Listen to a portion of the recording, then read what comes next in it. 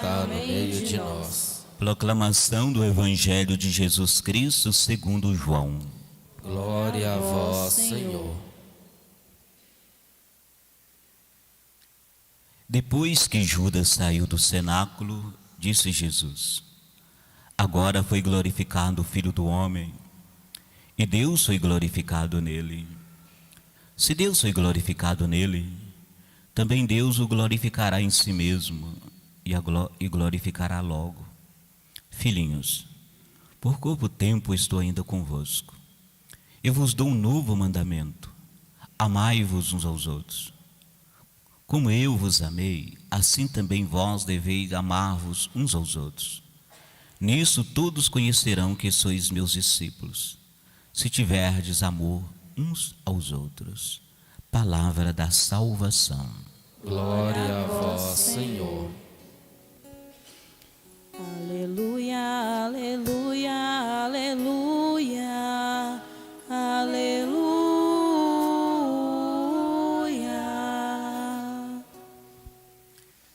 Meus irmãos e irmãs, esse domingo nós podemos chamá-lo de domingo do mandamento novo, do mandamento do amor. A experiência do verdadeiro amor, daquele que vem de Deus, ele é como um bálsamo na nossa vida. Diante das mais diversas dificuldades que nós passamos, quando nós experimentamos este amor de Deus em nós, nós nos sentimos, portanto, fortalecidos porque o amor tem esta característica, né, de proteger, de alimentar, de cuidar. Nas três leituras de hoje, nós percebemos as dificuldades e a superação dessas mesmas dificuldades através dessa vivência do amor de Deus. Na nossa primeira leitura dos Atos dos Apóstolos, mostra para nós a figura de Paulo e Barnabé, que, como o Papa Francisco fala, uma igreja em saída. Basta olharmos nos poucos versículos dessa leitura que nós encontramos 5 cidades, onde esses discípulos passando por 2 regiões, anunciando a palavra, anunciando essa mesma palavra também em meio às dificuldades. Eles diziam, aonde eles passavam, é preciso que passemos por muitos sofrimentos para entrar no reino de Deus. E é passando pelo sofrimento, acolhendo essa palavra, vivendo o amor do Evangelho, que as primeiras comunidades cristãs, cresciam na fé e no mesmo amor. Portanto, os apóstolos exortavam os discípulos a permanecerem firmes na fé. Os discípulos seguem o seu Senhor, cujo caminho foi o caminho da cruz. Sua glorificação foi a exaltação da cruz. O discípulo deve entender que sua vida não será diferente. Experimentamos a cruz de cada dia, mas não uma cruz da dor e do sofrimento, mas a cruz do amor que nos abraça. No final do texto, nós encontramos uma espécie de prestação de contas da missão. Os discípulos dizendo que foi Deus que fez tudo por eles. Contaram-lhe tudo o que Deus fizera por meio deles e como havia aberto a porta da fé para os pagãos. Assim, essa igreja que anuncia o Evangelho do amor, ela vai crescendo no coração das pessoas e as pessoas vão vivendo esse mesmo amor, uma fé viva. O texto da segunda leitura do livro do Apocalipse fala justamente num tempo de perseguição. João escreve o Apocalipse no tempo que as primeiras comunidades cristãs eram perseguidas. Em meio à perseguição, João tem uma visão maravilhosa. traz a visão da nova Jerusalém que vem junto de Deus. De acordo com essa leitura, a primeira coisa que João vê é o novo céu e a nova terra, pois o primeiro céu e a primeira terra passaram e o mar não existe mais. Essa é a visão de João. Ao dizer que o primeiro céu e a primeira terra passaram e o mar já não existe mais, João anuncia a passagem de um tempo novo, um tempo que vem de Deus. Por isso, vai ser um tempo definitivo de experimentar a presença de Deus no meio do seu povo. E aí, essa presença de Deus, a experiência do amor de Deus, mostra que nada deve amedrontar a mais a comunidade. João diz assim: eu vi a cidade santa, nova Jerusalém, que descia do céu de junto de Deus, vestida qual a esposa enfeitada por seu marido. Essa imagem é muito bonita, essa visão de João. Jerusalém enfeitada como a noiva do seu marido. Lembra o esplendor da festa de um casamento. Jerusalém é a morada de Deus. Então Deus vem habitar no meio de nós. É o noivo que vem desposar a amada, que é toda a humanidade. A nova Jerusalém representa, portanto, a plena comunhão por Deus. Por isso que agora, no meio da perseguição, não haverá espaço para a dor, não haverá espaço para o sofrimento, não haverá espaço para as lágrimas, pois todas essas realidades antigas serão passados, vai ser um passado. Por isso que o texto diz assim para nós: Deus enxugará toda lágrima dos seus olhos. A morte não existirá mais, e não haverá mais luto, nem choro, nem dor, porque passou o que havia antes.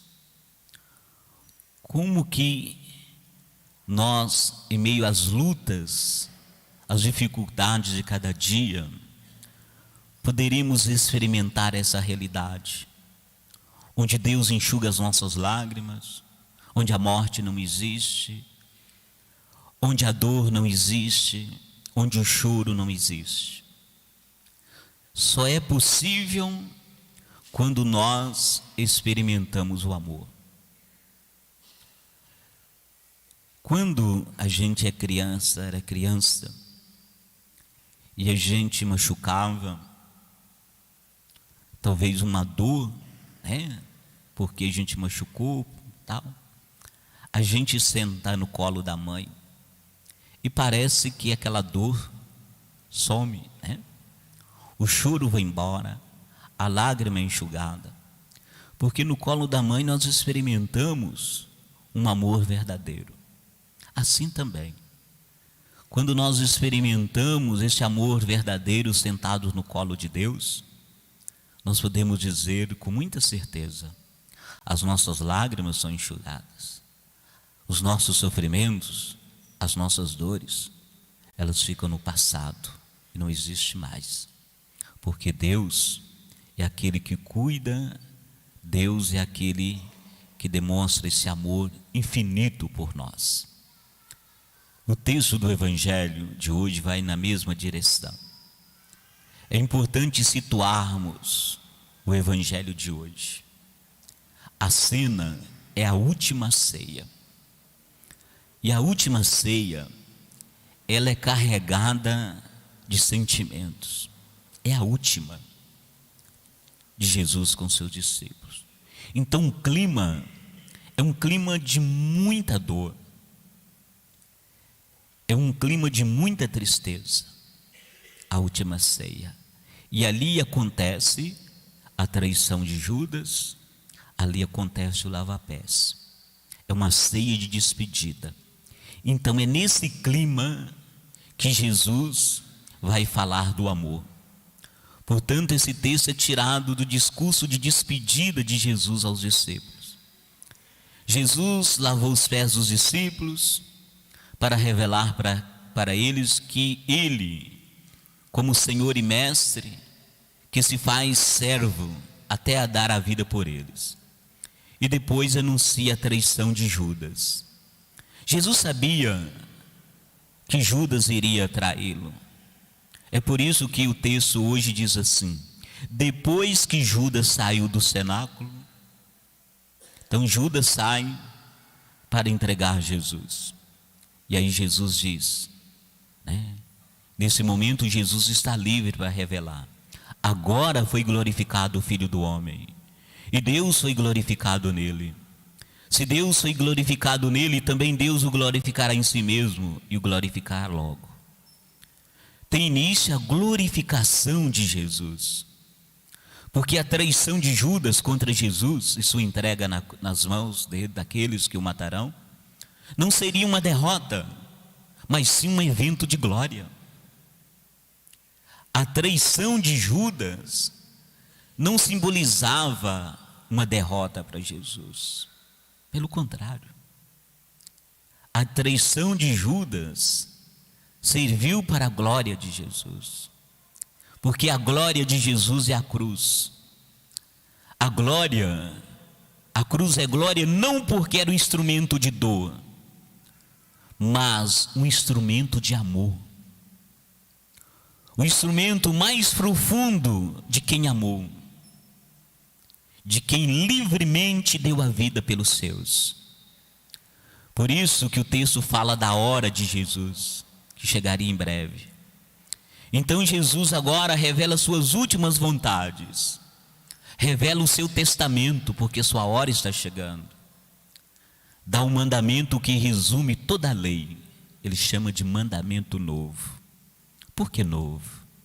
Não porque seja uma palavra nova, mas no sentido que é o último e definitivo mandamento. Pois depois desse mandamento não haverá outro maior: amai-vos uns aos outros como eu vos amei.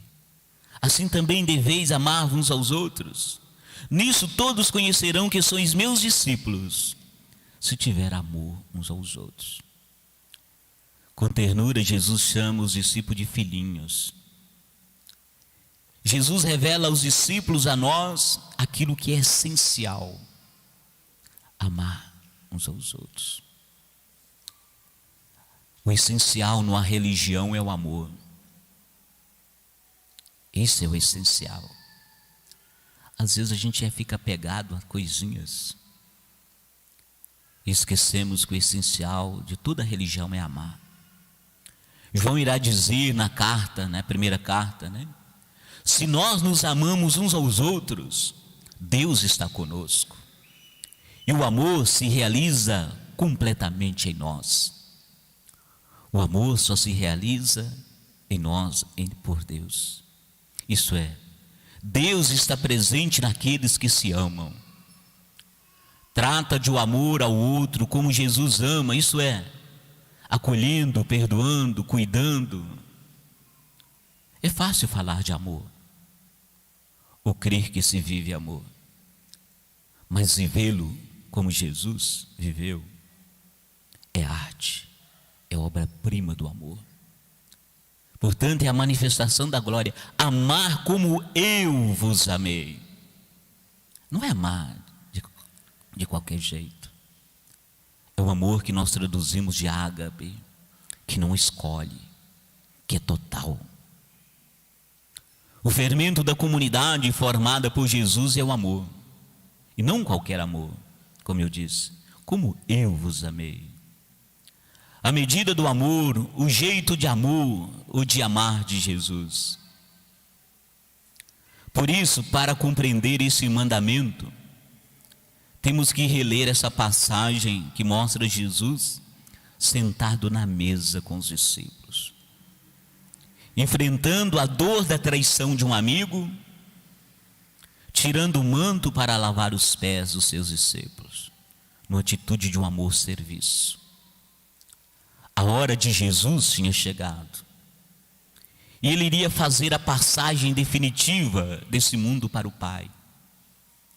Por isso que o texto do Evangelho diz assim: tendo amado os seus que estavam no mundo, amou-os até o fim.